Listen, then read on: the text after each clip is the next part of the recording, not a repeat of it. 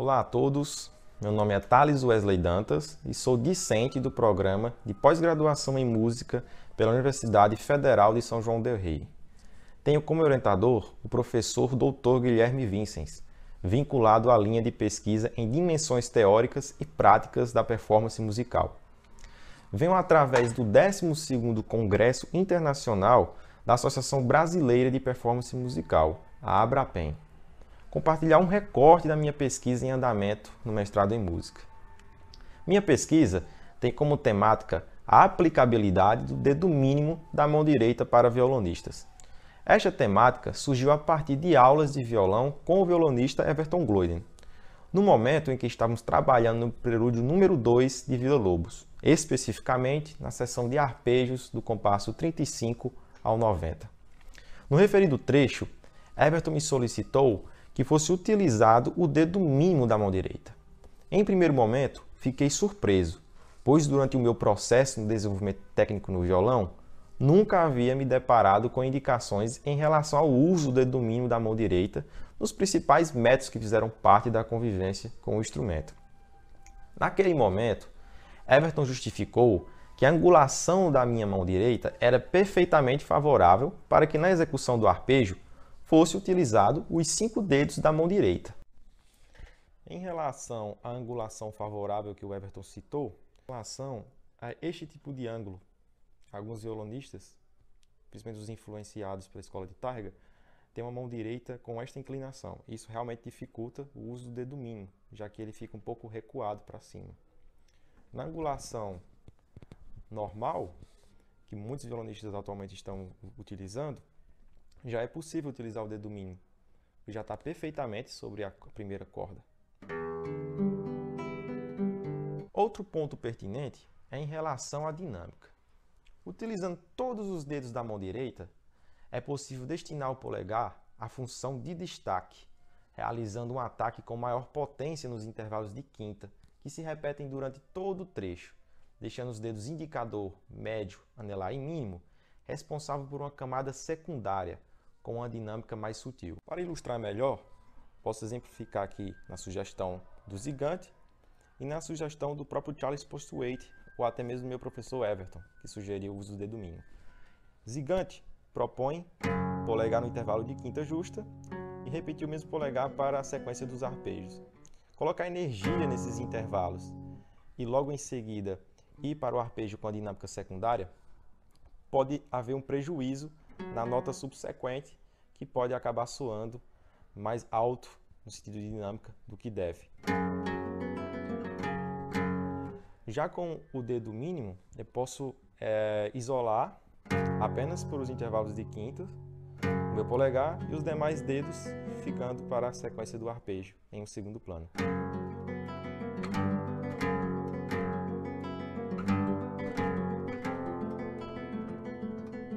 Na edição revisada por Zigante, o polegar é tocado 2 vezes em sequência, já que, esperadamente, o autor não sugere o uso do dedo mínimo da mão direita.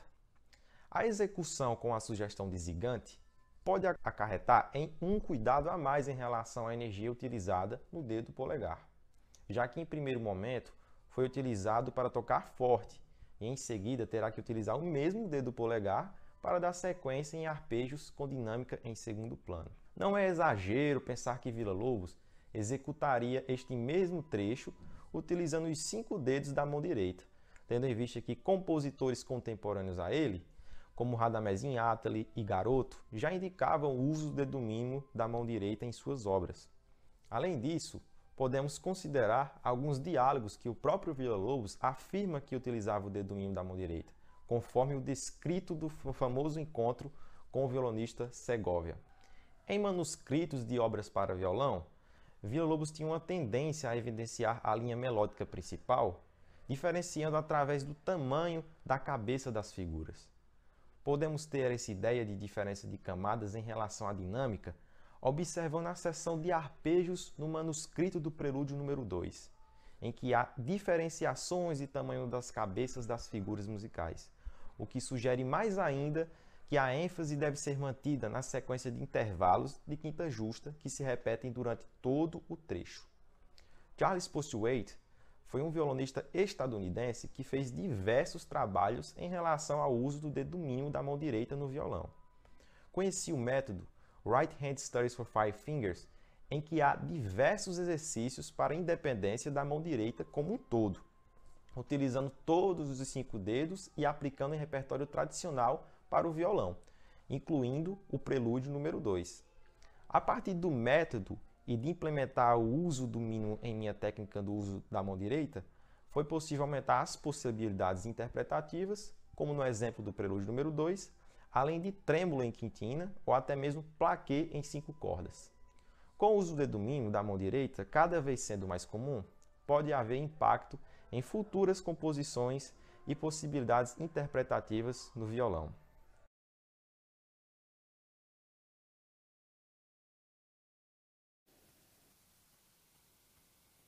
Boa tarde a todos, meu nome é Felipe Afonso e vou apresentar o trabalho intitulado Estudo 3, Op. 60, de Matteo Carcassi, uma perspectiva interpretativa baseada no estudo da articulação das vozes.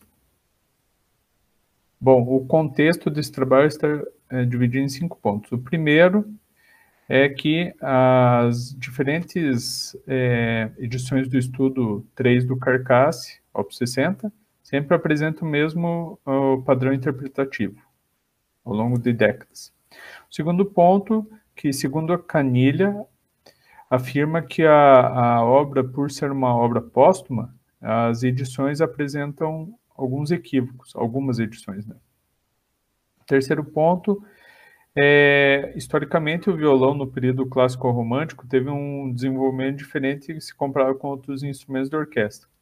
O ponto principal é que o violão não esteve presente nas grades dos conservatórios, então ele teve um desenvolvimento da técnica diferente, né, dos outros instrumentos, com menos refinamento, talvez, né? Bom, baseando-se nos conceitos de abafador do Carlevaro e dos exercícios de articulação do Afonso, nós propomos uma leitura interpretativa desse estudo, articulando de forma diferente essas 3 vozes. Bom, agora sobre o estudo Op. 60, número 3.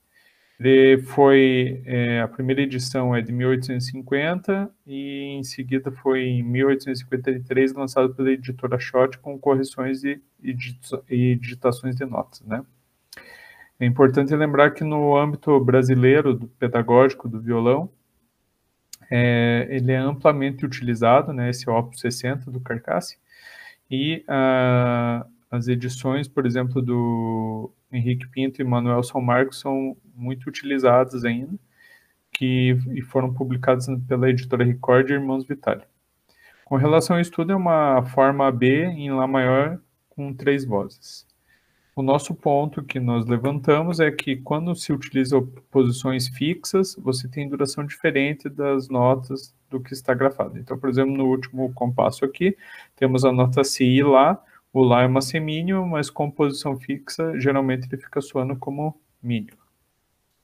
Bom, a nossa proposta de articulação está baseada em 2 pontos. O primeiro é o expediente técnico de abafador do Carlevaro, né, que tem mais detalhes lá no texto escrito, e a notação de staccato de Afonso, como que deve ser realizado esse staccato, no caso que é um staccato de mão direita.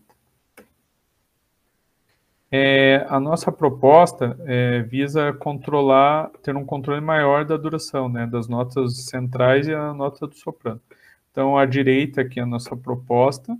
Então, veja que aqui nós temos staccato de mão direita nas 2 vozes centrais e tenuto nas notas do soprano. E à esquerda é como é a grafia comumente das edições, né, desse estudo. E aqui em vermelho a gente representa, né, o que acontece com a posição fixa, que está grafada numa semínima, mas ela acaba soando como uma mínima. Bom, para encerrar as considerações, a nossa sugestão de staccato com tenuto nas vozes central e soprano contribui para uma leitura mais precisa da duração das vozes. Como essa obra é amplamente utilizada no âmbito pedagógico, num estágio de inicialização do instrumento, Isso pode contribuir para uma percepção maior do estudante com relação à duração de nota e de articular as notas de forma diferente, ao invés de deixar elas geralmente em legato, né, que a posição fixa deixa elas com uma duração mais longa, né, das notas. E isso pode influenciar na percepção e também no trabalho de outros repertórios futuros do estudante, na performance, né? Obrigado.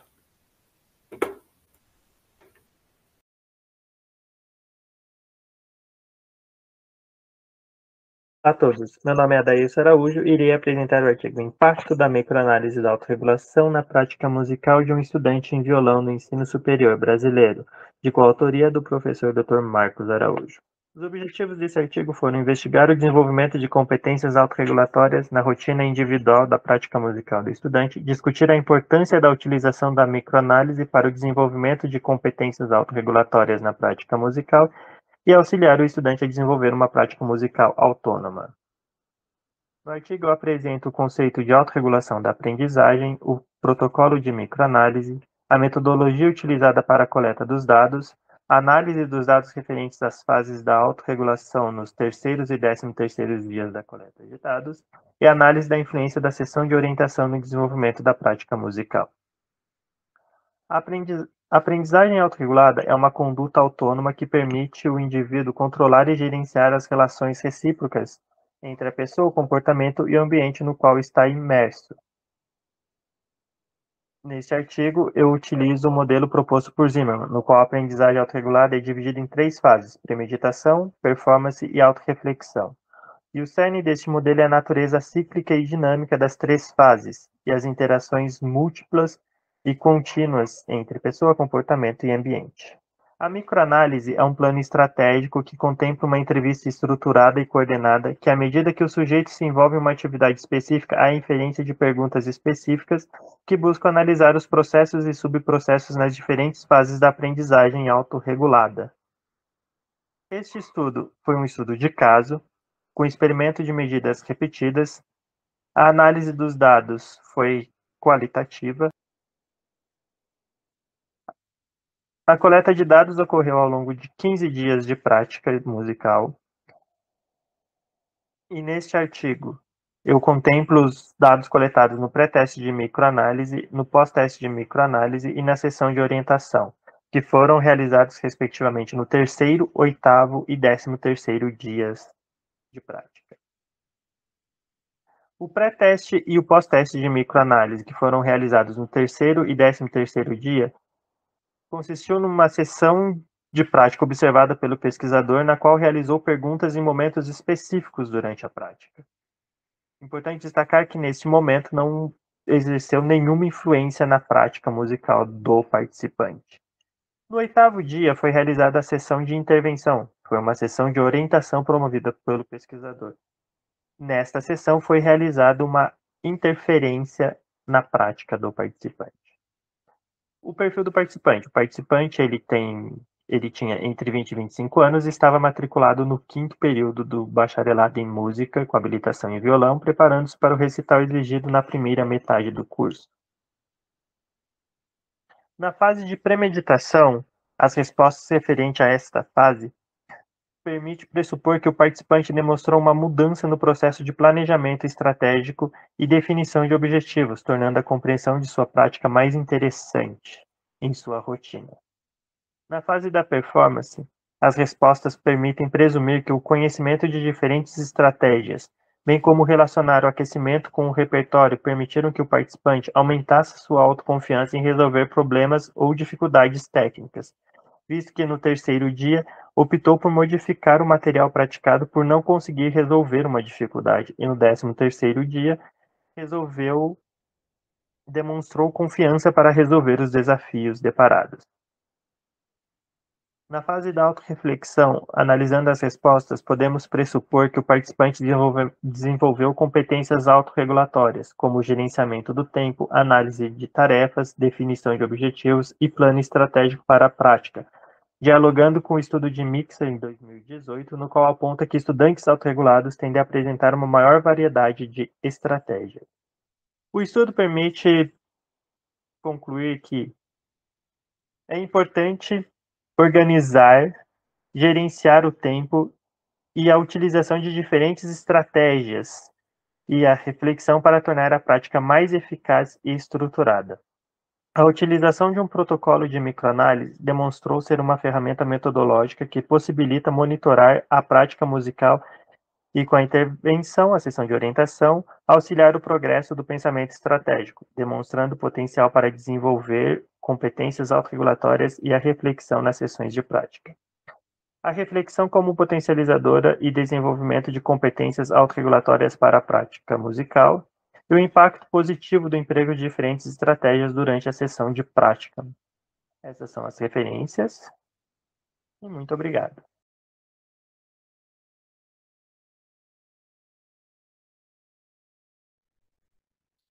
Olá, me chamo Felipe Herbert e venho, através desta comunicação, apresentar os resultados parciais de uma pesquisa de mestrado em andamento, desenvolvida no programa de pós-graduação em música da Universidade Federal do Rio Grande do Sul, sendo orientado pelo professor doutor Daniel Wolff. O trabalho trata da transcrição da parte orquestral do concerto número 1, opus 30 de Mauro Giuliani para duo de violões, conservando a parte solista inalterada. Então serão analisadas e comparadas obras orquestrais do período clássico e transcrições das mesmas feitas por 4 compositores violonistas: Anton Diabelli, Ferdinando Carulli, Mauro Giuliani e Napoleão Coste. Após essas análises e comparações, serão identificadas práticas comuns empregadas nos arranjos e, dessa forma, serão extraídas técnicas para a reelaboração para duo de violões da parte orquestral do concerto número 1, opus 30. A escolha do tema tem relação com a minha trajetória musical como músico e professor de música, onde obtive experiência fazendo transcrições e reelaborações para grupos instrumentais, além da minha formação continuada, onde tenho o título de especialista em arranjo musical. E, claro, a busca pelo ineditismo e transcrever uma obra inédita para o repertório do violão. Através dessa escolha, me vieram 2 questões. Sendo a primeira, como auxiliar violonistas que estão buscando transcrever para orquestra, possibilitando outra forma de reelaboração além das reduções para piano, e também suprir a necessidade de contratar um pianista para a execução do concerto, principalmente no meio acadêmico, e qual o resultado sonoro que a transcrição irá proporcionar em 2 violões em relação ao original. Processo analítico, 9 elementos foram encontrados, 4 desses elementos tiveram suas análises concluídas. Alteração articulatória tem relação com mudanças de articulação, como legato, ligados, pizzicato, técnicas de arco e ornamentos de difícil ou impossível realização no violão. Aqui temos um exemplo da Rondô alla Polacca de Mauro Giuliani, compasso 24 e 25,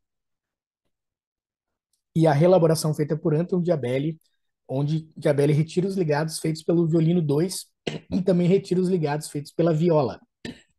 Aqui, na alteração rítmica, Rondô alla Polacca de Mauro Giuliani, elaboração de Anton Diabelli. No compasso 8, Diabelli muda o ritmo das 3 primeiras colcheias feitas pelo violoncelo, a reelaboração do violão 2.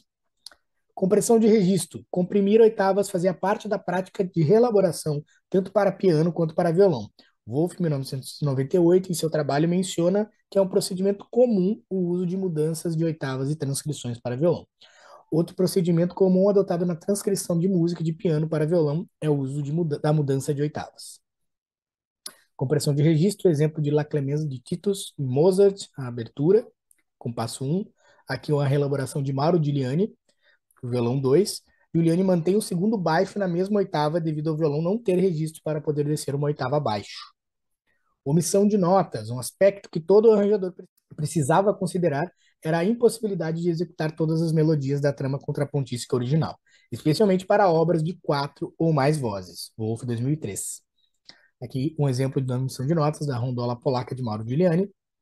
Elaboração de Anton Diabelli, omissão da 7ª do acorde no primeiro tempo. Aqui técnicas aplicadas, alteração articulatória, allegro maestoso de Mauro Giuliani, compasso 19. E aqui a reelaboração feita por mim. No compasso 19, na transcrição para o violão 1, foi necessário retirar os ligados feitos pelo violino 1 para se aproximar do legato pedido por Giuliani. Na reelaboração do violão 2, os ligados do violino 2, da viola e do violoncelo precisaram ser retirados para que fosse possível executar as notas em conjunto. Alteração rítmica, Allegro Maestoso de Mauro Giuliani.